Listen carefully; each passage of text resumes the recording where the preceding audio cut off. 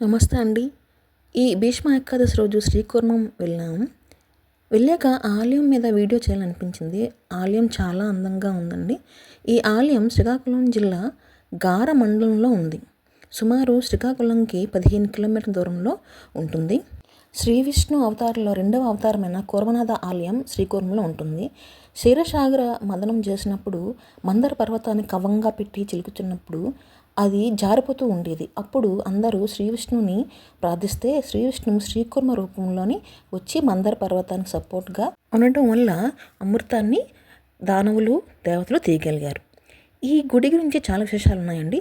మొదటిది కూర్మావతారం సంబంధించిన ఆలయం భారతదేశంలో ఇదొక్కటే ఉంది. రెండవది ఏంటంటే గుడిలో ఎక్కడ లేని విధంగా 2 ధ్వజస్తంభాలు ఉంటాయి. ఎందుకంటే ఒకటి తూర్పు వైపున ఉంటుంది, రెండవది భగవంతుడు పడమర వైపు ముఖం తిరిగి ఉంటుంది కాబట్టి పడమర వైపు కూడా ఒక ధ్వజస్తంభం అనేది ఉంటుంది. మిగతా దేవాలయంలో గర్భగుడి మధ్యలో భగవంతుడు ఉంటారు, కానీ ఇక్కడ గర్భగుడికి ఎడమవైపు గోడకు దగ్గరగా ఉంటారు.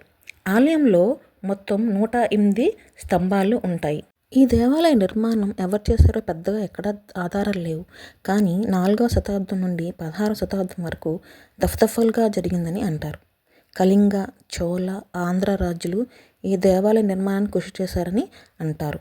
గర్భగుడిలో కూర్మ అవతార విగ్రహం నల్లరాతితో చేసి ఉంటుంది. కూర్మ అవతారం కాబట్టి మధ్యలో వీపు భాగం పెద్దగా, ముఖం చిన్నగా, తోక ఇంకా చిన్నగా ఉంటుంది. ఈ 108 స్తంభాలు అని చెప్పాను కదండి. ఈ 108 స్తంభాల్లో ఉన్న శిల్ప సంపద ప్రతి స్తంభం మీద వేరువేరుగా ఉంటుంది. చాలా అందంగా ఉన్నాయండి. ఇంకా ఇది ధ్వజస్తంభం చెప్పాను, తూర్పు వైపున ధ్వజస్తంభం. ఇక్కడ ఒక మంటపం కూడా ఉంది, చాలా అందంగా ఉంది. ఈ మంటపం పక్కనే పెద్ద కొలను కూడా ఉంది. చూడండి, ఇక్కడ చాలా తాబేళ్ళని కూడా పెంచుతున్నారు.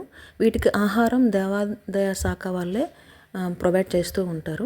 చాలా తాబేళ్ళు ఉన్నాయి, వాటికి చిన్న కొలను కూడా ఉంది. ఇదండి కొలను. కాశీలో చాలామంది పితృకార్యాలు చేస్తూ ఉంటారు కదండి. కాశీలో చేయడం కుదరని వాళ్ళు ఇక్కడికి వచ్చి పితృకార్యాలు చేస్తూ ఉంటారంట. ఇది కూడా ఈ ఆలయం యొక్క విశిష్టత.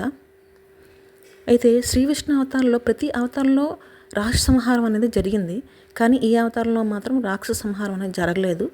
మానవాళికి సహాయం చేయడానికి మాత్రమే శ్రీ విష్ణువు కూర్మావతారంలో వచ్చారు. Thank you for watching.